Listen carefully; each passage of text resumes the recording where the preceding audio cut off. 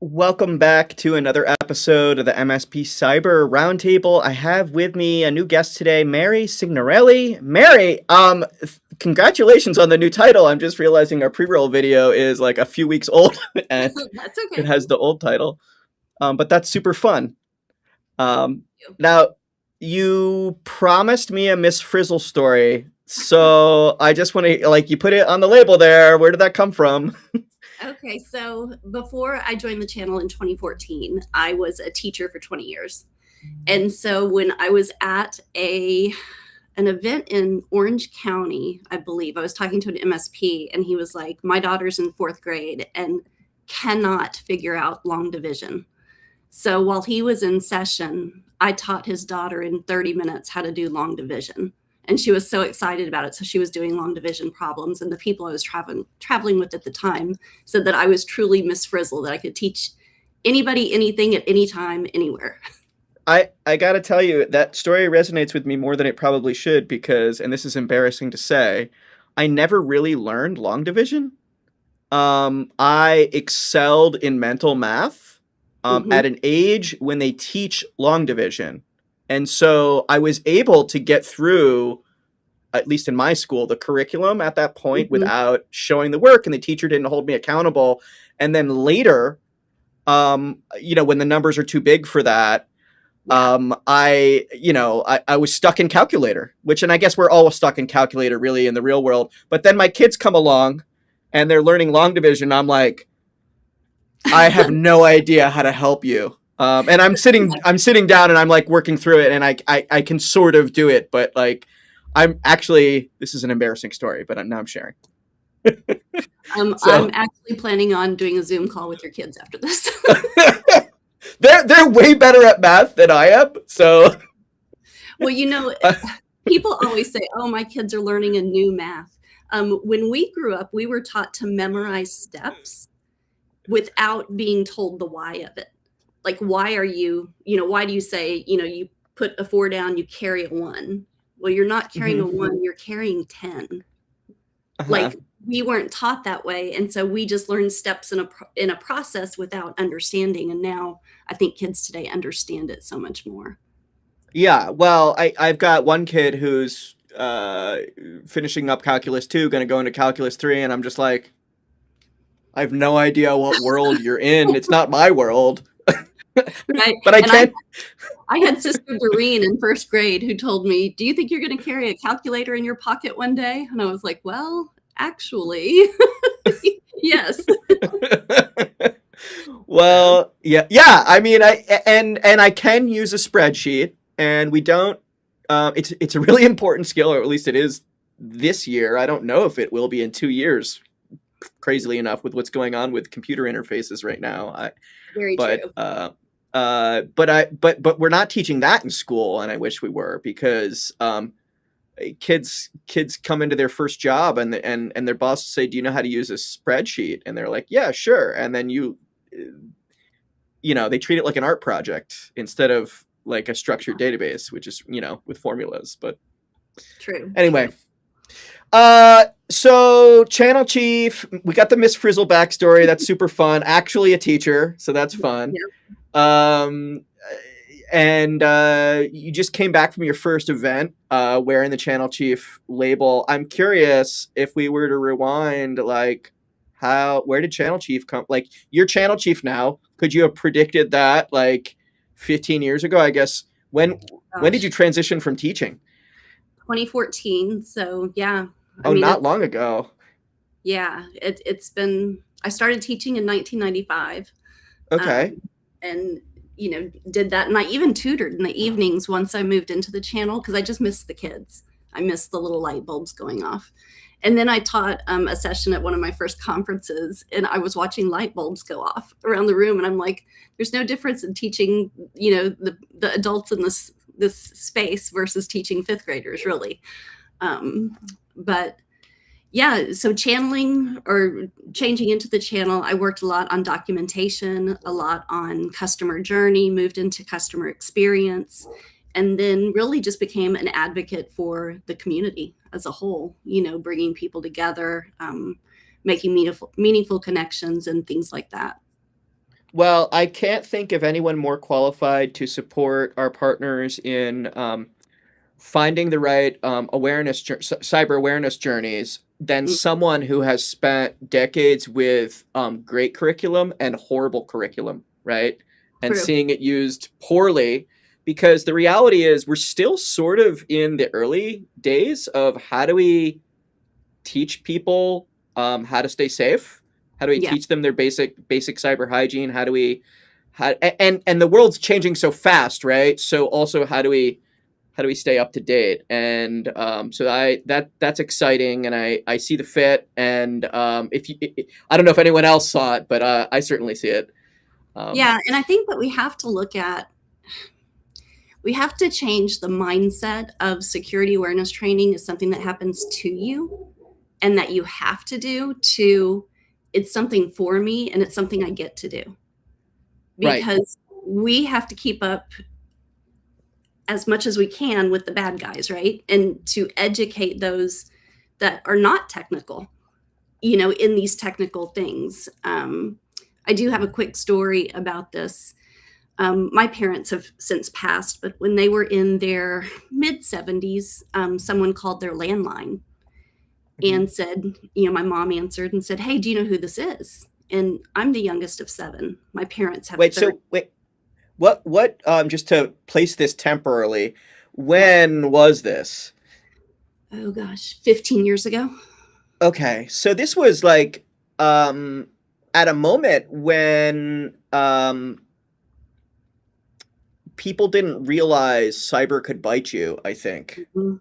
Yeah, it was That kind of was crazy. not well known. It was not No, well known. no, and especially being seniors and retired, they weren't on computers and things like that. But anyway, my parents have 20 to 30 grandchildren, with all of us having families, and now our kids have families. And this caller said, "Hey, do you know who this is?" And my mom said, "Mark, is that you?" And he's like, "That's right, it's Mark. I'm stuck in Mexico. I got in a car Oh wreck. I'm man. on spring break. And I really want to explain to my parents when I get home what happened, but I need some money." So my mom gets her walker and goes to her car, goes to the local grocery store, gets I don't even know what it was, a cashier's check or something to send this guy, wires this guy Hmm. $2,500. Oh wow. And so the next day he calls back and the guy says, "Hey, it's me again." And she's like, "Hi, Mark." And he asked for some more money and she said, "Well, let me let you talk to Papa." So now he knows my dad's grandfather name. So my Hmm. dad gets on the phone, "Hey, Mark. Hey, Papa. I just need a little bit more money." They do it again. So $5,000 of their social security basically goes to this guy who's scamming them. Call the police. They said, "You're really lucky. That's all that they got from you." But after the fact, my mom asked me, she said, "What should I have done?" And I was like, "Well, it sounds complicated, but it's called two-factor authentication." You could have said, "Mark, I've got to go. The oven's, the timer's going off. Let me call you back." Hang up on him and then call from your phone with his contact number that you know is him. And Yeah. that Well, would come to the real Mark. it's complicated because so this thing you're bringing up, right? It's not. I'm in security. I understand how telco networks work and caller ID and all that, and but even without the caller ID issues, right? It's it's I think understood in the security community that that is what you're supposed to do in that situation, but only because we know in the security industry that you can fake caller ID. Mhm. I don't think that it, and I think people know that a little bit, right? But it's a little fuzzy. They don't actually know which things in the world they can trust, right? You can't trust nothing, right? Right. So what's more trustworthy? What's less trustworthy? How do you deal with things that are less trustworthy?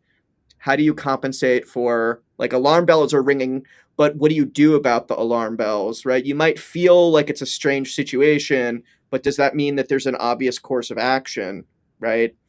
Right. That's something that it's your story.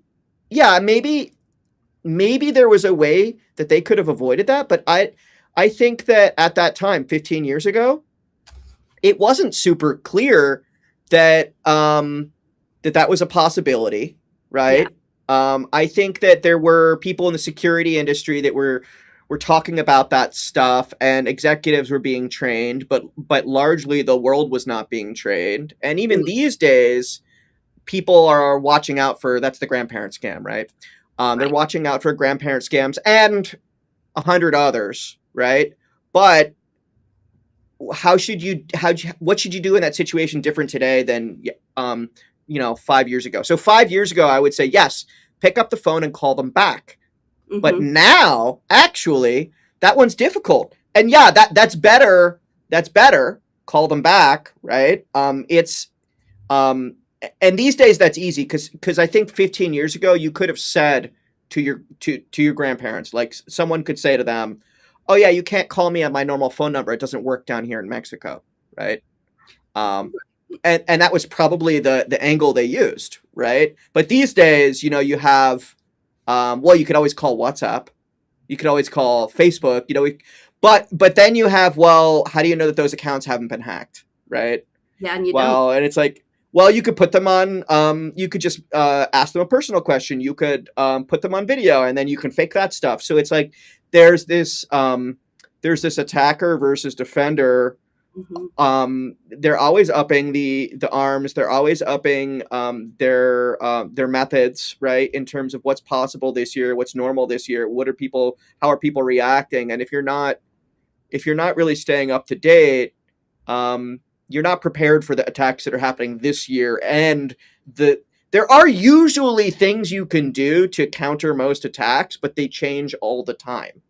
Yeah. So I think it's just bringing that general awareness because as MSPs and people in this space, you do know, but our MSPs are providing this training to people who are in retail, who are in insurance and healthcare and banking, and they're up to date and current on their industry. But we have to present this information in a way of like this is what you need to know. It's not optional anymore. And just if we yeah, can give people permission to pause before you click the email, before you click on the text, and just teach them that that pause should be automatic and that we just need to be a little bit more observant and, just on the lookout, quite honestly, because I think every time my phone rings, I bet I don't answer 9 out of 10 calls. Because if I don't know it, I don't answer. If it's important, I yeah, leave a message. yeah. And I'm in sales, so I feel like I need to answer the phone, but I've got that same thing going on of like, okay, this number's not in the CRM, right? I I I can't deal with that right now, right? Like, I'm not even worried about it being necessarily a salesperson. I'm okay talking to salespeople. I'm worried about the fact that it's not a salesperson, right? It's someone faking being a salesperson, or someone faking being anybody, right? Someone faking being my bank, someone faking being, if you, in a grandparent scam, it's a relative, right? So I think we know that training's important. I struggle. I think most people in the security industry that are putting together security plans struggle with getting their customer organizations and their employees to take it seriously. So today's title Mhm, was training without the eye rolls, right? So the frame you put around the training is really important, right? mhm. And the format of the training and how you manage the program, but how do you make people feel good about this instead of feeling like, I've certainly seen people like scrolling on Facebook on their phone while they've got their laptop muted and they're just hitting the space bar or whatever, or clicking and not even looking because they're not taking the training seriously. Like I've seen that in person, like in rooms where people are supposed to be doing training, and I know that happens. But on the other side, actually the content is there for a reason, Oh right? yeah. It's there because the things that you're hearing may sound rational, right? But they need to be automatic, right? So you Right. need to not have to think about it and reason your way. You need to just know instantly because these things matter instantly. So but how do you get the employee to think that way or the staff member to think that way? Well, I think that positioning it from the start is super important. And like I said, you get to do this training. You do have to, but it needs to be presented as, we're here to protect you, and why are we taking this training? Do you like to get your paycheck? Well, one wrong click can, get into our bank accounts. If you take this training, you'll learn how not to click on things. It has to be personal to the employee that is taking this. So things about, if you use DocuSign, HR imposters, we know all the different angles that hackers take. And that one, errant click can really invite a lot of trouble and a lot of headache and a lot of downtime for the business itself. So definitely framing the problem space is critical. I think sometimes people have this lightning strike mentality, where they understand that the threat is really out there, but there's this tendency to either think, well, I don't think it's going to happen to me. What are the chances of that? Just as unhelpful is, well, it's going to happen to me and there's nothing I can do about it, right? What a terrible outlook. Well, but how do you fight those? Because those are, and I'm just being, I'm throwing out objections there, because I know that these are real, right? And they're not just sales objections. These are like actually what people think, right? And it's actually a problem in the security industry. So how do we get people over that? Well, I think that we need to get the notion of, when people think of security awareness training, are they thinking of other corporate trainings that you're going to spend 8 hours doing this? You're going to need to retain it all, which, you walk away from those trainings retaining nothing, because you're just a zombie by the end of it. So I think just reframing how we even view this, that, hey, once a month, you're going to watch a 5-minute video. Is that doable? And like setting that clear expectation of, you're going to watch a video, it might be narrated by John Lovitz or, what, another voice actor that you'd recognize. It's going to be one of my partners. I love it. He calls our training snackable, that it's small little bites that you actually retain, because you're not overloaded with a bunch of stuff that just, it's in and out, that it makes you think, and then you're back to your day. So I don't think it's too big of an ask to have somebody expect 5 minutes of training a month. So setting the expectation around the reasonableness of the request, you think, fights a lot of those objections around this isn't important, or this is important, but this is a useless tool because it's snackable, right? We're in an Instagram society, right? Everything's quick. Another thing that I think is beneficial too, we use 6 different content providers. So if I go back to my classroom days, you have different learning styles. Some people are, auditory. Some people are kinesthetic. They've got to move, they've got to do something, they've got to interact, and you can watch it. So by having 6 different providers, it's also varied content, so that it's very engaging. It's going to hit those learning styles. And like I said, 90% of the content's less than 5 minutes. So it's, I don't want to say tolerable, that sounds negative, but, one of the vendors in the space that actually uses our training says it's like her Friday little break, that she gets to watch her cartoon, on Friday, or get that piece of content, and then she's back to work. So it's not a big distraction. So, that you talked about Friday being like the moment where that might happen. Maybe it's not Friday, whenever it is. What is the methodology that you've seen success? Let me ask this a different way. What doesn't work and what does work in terms of getting people to, you can get someone to say, yeah, I can do that. I can do that once a month. I can do that once a week, whatever the request is. It only sounds like a couple minutes. So yeah. But then how do you get them to actually do it? Like, are they going to remember, like, I mark this on my calendar? Is that? I think it has to be automated, right? Like, they need automated reminders. If you haven't done it, you're going to get an email that says, do it again. I think people are more receptive to that than having a manager come stand over them and say, you Okay, still so haven't done your training. It's not, the nudge methodology really yeah, is the thing that you exactly. think works the most. I do know a few people that like studiously ignore those, even though like they're working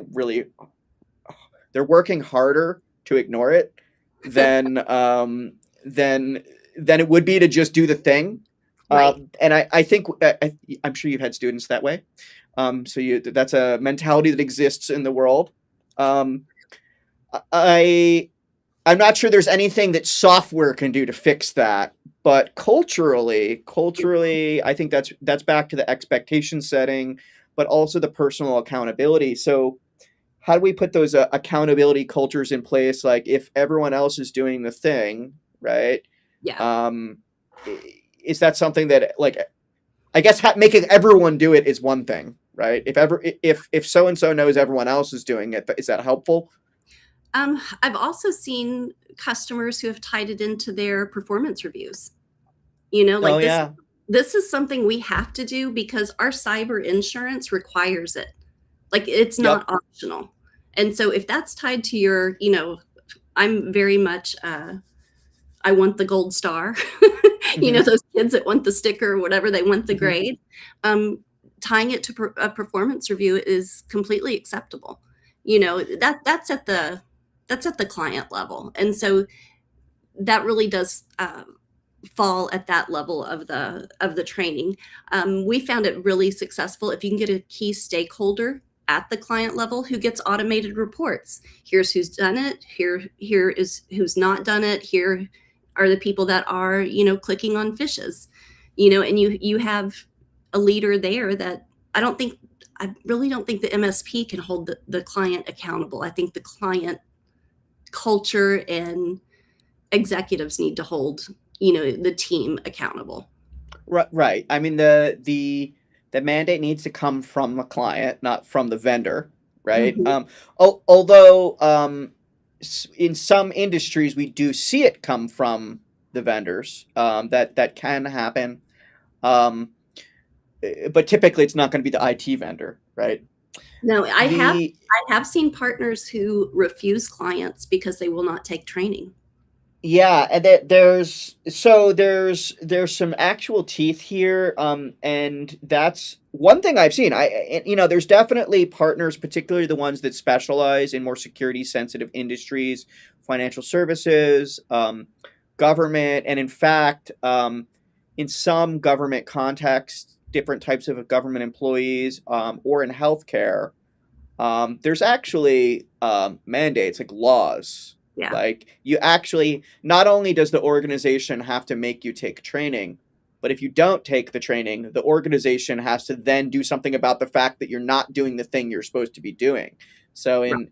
in HIPAA context, we call that sanctions. It's called something else in other contexts, but the idea being that it's a dismissible offense, right? Yeah. Like if they continue to not do the thing, not only Mhm. do you have to escalate that and remind them, but if they're really not going to do it, you have to let them know, hey, actually, this is in the terms of your employment, right?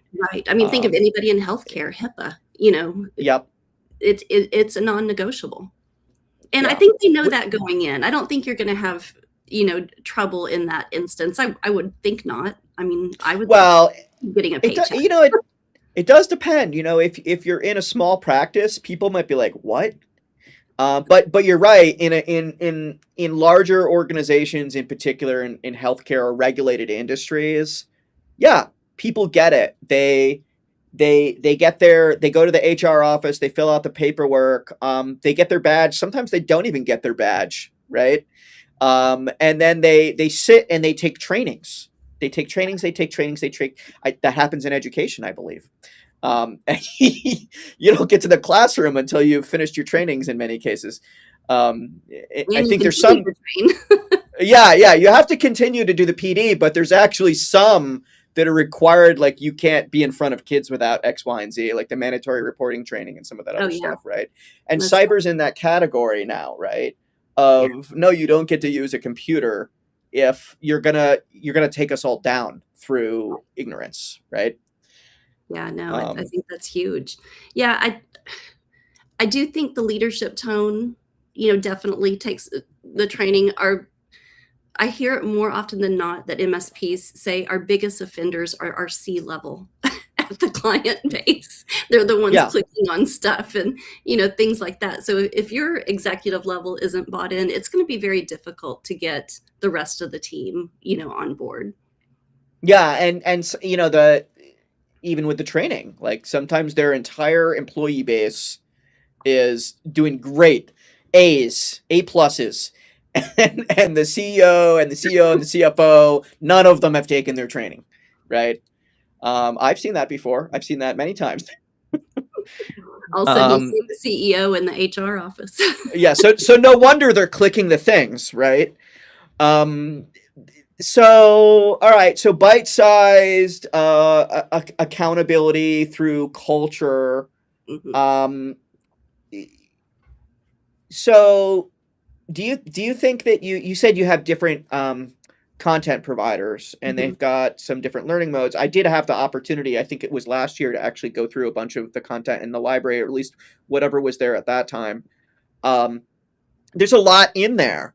mhm, And how do you go about choosing, that some of the content providers are, it seems like they're lecture style, mhm. and some of them are more like cartoon explainers, and it really seems like, there's content for experts, right? That think they don't need the training, and even though that's also a security rule, is that um, this is in many standards, right? Not only do your employees need to take security awareness training, but people with specialized roles need specialized role training, Mhm, right? and And we have in that. the yeah, in the case of IT, what that means is you're in IT, you have a specialized IT role, you probably know all the basic security stuff, but you're also one of the biggest threats in Yeah, the organization because you have all this access. So you need to not just be more aware than the rest of the staff. You need to be way more aware, right? yeah, And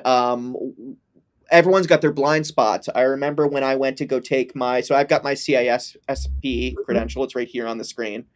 Um, at the time that I took the test, which was 10 years ago, and I think it's been re-architected since, they split things into 8 domains, and I had 5 of those domains cold, and like 3 of the domains I was basically a fail at, and I had to study on those things that I didn't know well, yeah, right? And um, despite the fact I had been a security practitioner for a really long time, I'd been in IT a really long time, thought I was pretty capable as an engineer, um, and then there were areas of knowledge where I realized not only do I am I not an expert in these areas, but I'm not even I can't even navigate them. I like literally don't know what I'm doing here and here and here.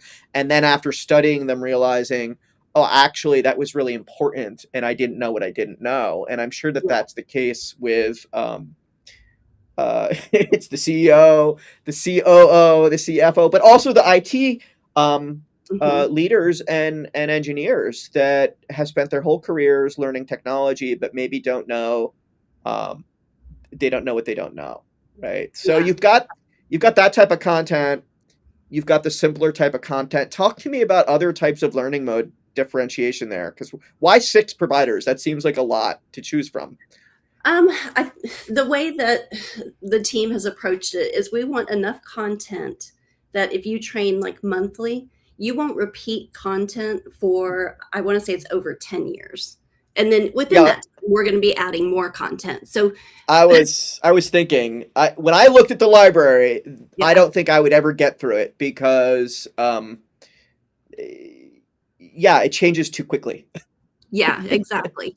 The worst type of training is when I was buying my first house, I sat in front of the closer at the model home and she explained the numbers to me. And I said, I'm not clear on this aspect of it. And she explained it to me again using exactly the same words, just faster. And I was like, reteaching is not done that way.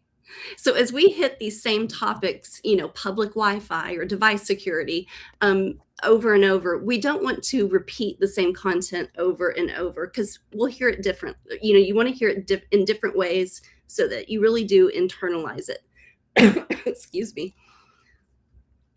So So I I having those different providers and different styles definitely, hits the mark there. yeah, and I think people um I think engineers love to hear about the what. What is this thing, right? If Mhm. they're really interested in that thing, they may even want to know like how does it work, right?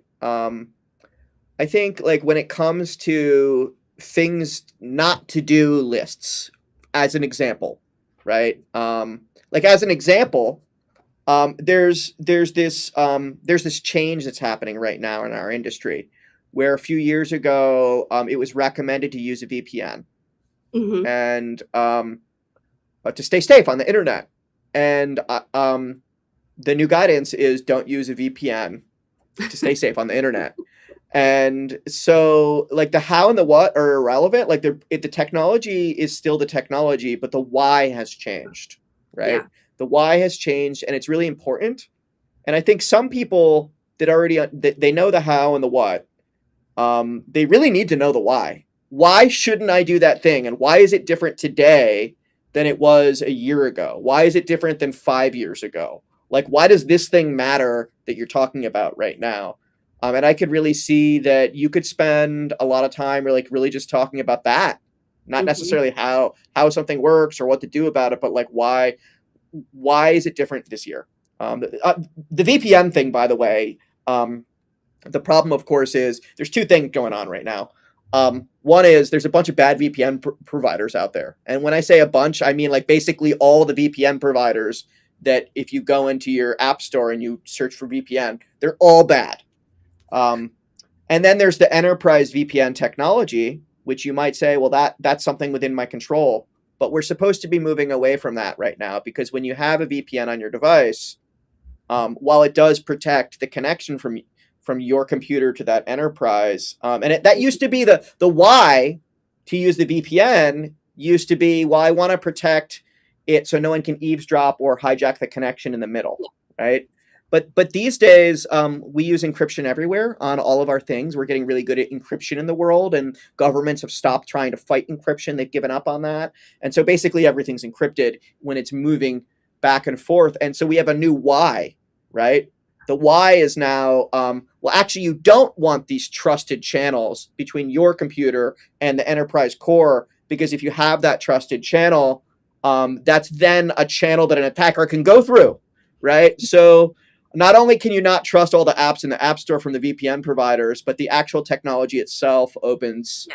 opens these holes, and that's something that a few years ago, the why was totally different. Even though the technology hasn't changed, the how hasn't changed, the what is it, what do Mhm. you do about it hasn't changed. The why has changed, which is now we're securing the identity, and we don't want these things connected with secure tunnels. Yeah. So that's happening times 1,000 Yeah. because the threat space is just changing constantly. And I imagine that your content providers are probably constantly updating and constantly churning through life cycle on that content because of that.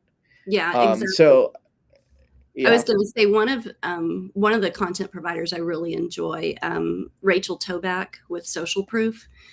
She does live videos where she's like, "Let me show you how easy it is to hack into someone's device." And she calls, somebody at a workstation and says, "Hey, Matt, in the tech department asked me to hop on your computer because your print drives are outdated. So this will just take about 5 minutes. Is now good, or would you like to schedule it later this afternoon?" And the guy's like, "No, now's great." And she is on his computer in a heartbeat. And I yeah. think seeing how easy that can happen and seeing the live videos, the, um, illustrated videos, all of that, I think just hitting it in so many different modalities and just hitting all these topics over and over in different ways makes it stick.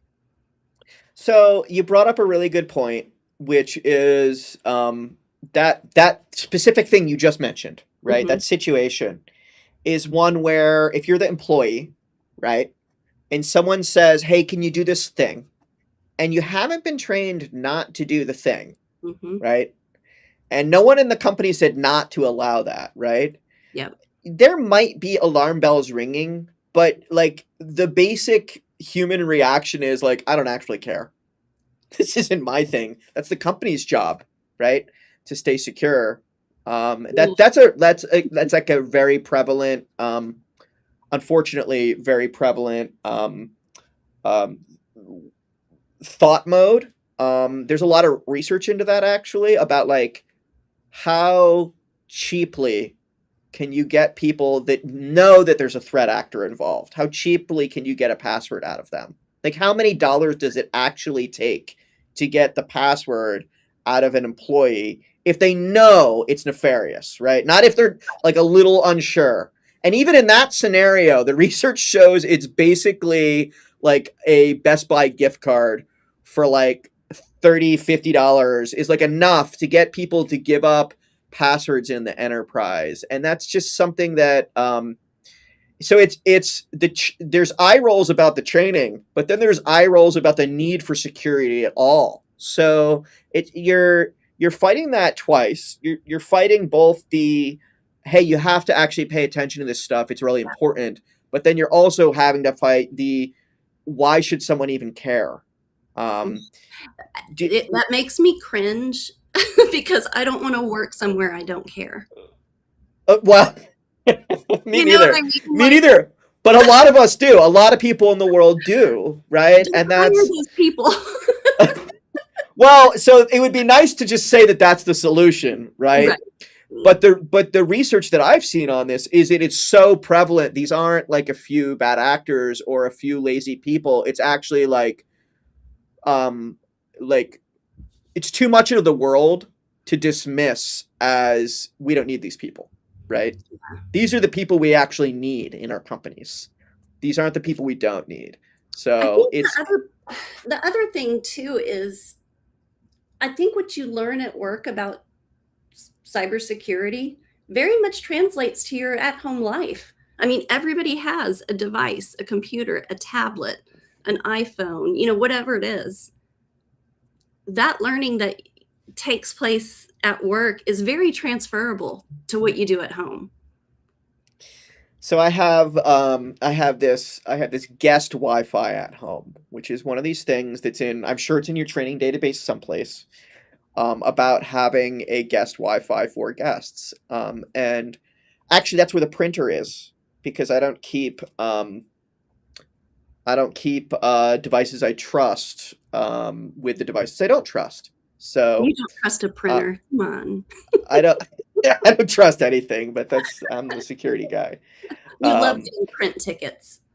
yeah. So, but I was in this moment with one of my kids, and they were on the secure network for they didn't really, they had clearly like glazed over when I explained the difference at some point. Hey, this network's going to isolate you, right? Yeah. You won't be able to talk to anything other than the internet there, and just like frustrating, like why doesn't the printer work? I think that yeah, that stuff should be going home, right? The Hmm. reality is my house. I'm a security guy. My house is full of stuff I don't trust. We've got Alexa devices. We've got Wi-Fi coffee pots. I've got a refrigerator that's on the internet. I've got I'm I'm sure light bulbs, lots of light bulbs, right? Some of which are Wi-Fi and some of which are other things. Um, so there's a lot of things that like, and the basic reality is it's not reasonable to own a house these days and Right. say that I'm not going to bring this internet device into my house because I don't trust it. Because the reality is we just need to live. Not that I need the Wi-Fi enabled coffee pot or refrigerator, right? But there are things you're going to bring home, like a printer, right? That frankly we should not be trusting printers. I don't know if everyone knows that, but printers are not trustworthy. They're very dangerous actually, um, because they've got computers in them that basically never get patched, right? So and they're the printer companies aren't known for security, and so it's an easy way for an attacker to pivot and then attack anything else they want. But in addition to grabbing your print jobs, and I think at home we probably don't care what comes out the printer. But in an office context, it can be very sensitive if all of your print jobs are going someplace nefarious. But in any case, that's the type of thing that people should know. People should Yeah. know, like it's, and in fact, we are starting to see this with consumer technology that thing that used to only be at work, which the guest Wi-Fi is now pre-built into consumer Wi-Fi devices, even the ones that are shipped to you by like cable companies, internet Mhm. companies for consumers are like turning that feature on by default because consumers need that now. They need Yeah. that security. They need to bring it home. And it's the same thing when it comes to how to keep your passwords safe, right? How to configure multi-factor authentication, how to like how do you validate? Like how do you trust someone that like you get this communication, right? And you're not sure if you should trust it. Oh, there's a 1, 2, 3 way to deal with that situation, right? That is something you can take into your personal life, and you should. Yeah. So that Most definitely. yeah, that makes a lot of sense. Well, I want to get a little more Fin specific here, and tell people a little bit more about Finn specifically, because we didn't even really introduce you from Finn. We just said Miss Frizzle, I know. um, You know. but channel chief at Finn, and tell us about Finn. So Finn, gosh, really made for MSPs, lots of automation to save a lot of time in setting up training, managing training, all of that. Um, I send the coffee gifts to new partners because we talked about that we're going to take so much time off your plate that you can go enjoy a good cup of coffee. But we're also moving into email triaging. So, triaging those emails that are reported as phishes, Hmm. Hmm. being able to even connect that with PSAs like ConnectWise, Halo, Autotask coming in the future, just to help. I want to say that one of our beta testers said that they spent about 10 minutes on a reported phishing ticket, and they're down to 2 minutes per ticket. So if you think, about 300 reported phishes a week, times an 8 minute savings on labor, it's a making a big impact in helping our MSPs. But like I said before, we've got 6 content providers, varied learning styles. 90% of the training is under 5 minutes. We eat our own tacos. We actually had to hire an MSP to administer our own training to us for our SOC 2 audit. So we take the training just like our MSP partners who get it free for their businesses and then resell it to their clients. So it is just, I don't know. I think it's helping people. Honestly, that's the biggest thing. Lots of automation with campaigns and reporting, and it goes on and on. So, Well, I think there's some MSPs out there that are rolling their eyes about security awareness training right now. I'm going to tell you that the front line is not to have the awareness training or awareness exercises in the case of the phishing methodology. It's to actually have repeatable processes around that. So yeah. with the phishing simulation, for that to be effective, there needs to be something that people do with it, right? So you can't just send the fake emails out and somehow that's going to make people feel safer, because the reality is they're already being hit with fake emails constantly, right? What Mhm. you need is a way to a um, take a read on who's reacting appropriately and who's not reacting appropriately, and using that as a signal for where does training need to happen, where does extra care need to happen. But then the other half, and I'm excited about this thing you just talked about, right? This idea that when people report the phishing, right, Mhm. that there's a process there, and what that Yeah. means is that people aren't going to feel afraid to just hit the link, right? Instead of, oh, I'm definitely sure this is phishing, right? And sending that away and marking it and hoping that's going to blacklist it, right? Or block Right. it. Now we've got a triage process where I'm not really sure. I'm only 80% sure. I want to be 100% sure. I'm going to raise my hand. This is going to get triaged. A person's going to look at this. They're using intelligence to make a decision, and then when it comes back to me, I'm 100% sure. Or I find out, I was right, and it doesn't come back to me, and that's even easier. Well, and So that's to highlight that, if they truly reported it, it is a phishing email.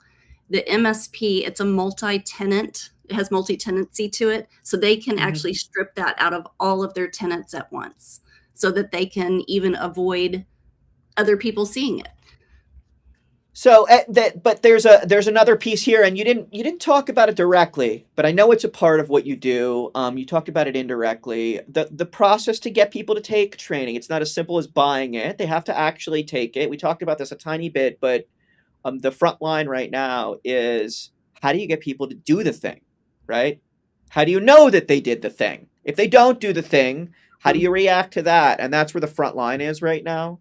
Yeah. And it makes a difference. It makes a difference because you're going to have people that are sure about what they need to do in that moment of they're being forced to make a split-second decision. Yeah. They're going to know what decision to make. But the second thing, and it's just as important, and I think it's undervalued, is it says to your employees, you need to care about this. You need to not be that guy that is going to trade it for some kind of Best Buy gift card, right? Right. Like, actually the people around me care about this stuff, and I need to listen to this training because I'm going to be fired if I don't do this thing, right? Yeah. Because there's still out there in the world right now a cross section of people that will take the gift card, right? And they will say to anyone that tries to hold them accountable, I didn't know.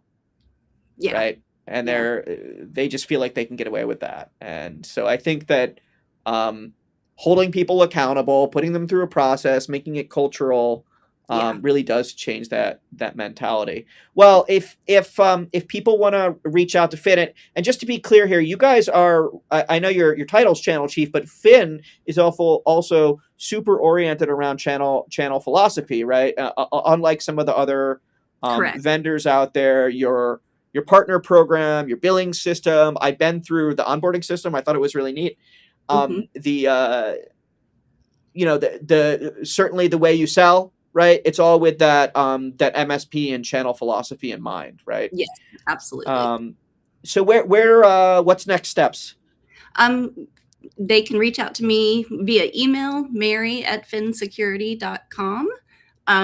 Connect with me on LinkedIn. I love building my network and things like that. And you can DM me there. And we do have a 30-day free trial. So within that free trial, we do ask that you book an onboarding. We want to show you the best way to use Phin so that you don't, we want you to use it the most efficient way possible. And by attending an onboarding meeting, we know that you'll be successful. Well, I thought the onboarding that I experienced was pretty cool, and I was jealous of some of the things in it because we have our own onboarding program that's now better because I learned from a couple of things from you guys. But in any case, thanks for joining me today, Mary. Thank you so much for having me. Any takeaways you want people to have before we let you go? I think the biggest thing is that, when people are interacting with our platform, it's not punitive. It's meant to celebrate, like, you're learning and to just help you be safer at work and at home. So it's a positive experience. I don't want you to think it's your old office compliance training. It's not at all. All right. Well, thank you, Mary. Maybe we'll see you again sometime later in the year. All right. Awesome. Thanks. All right. Bye. Bye-bye.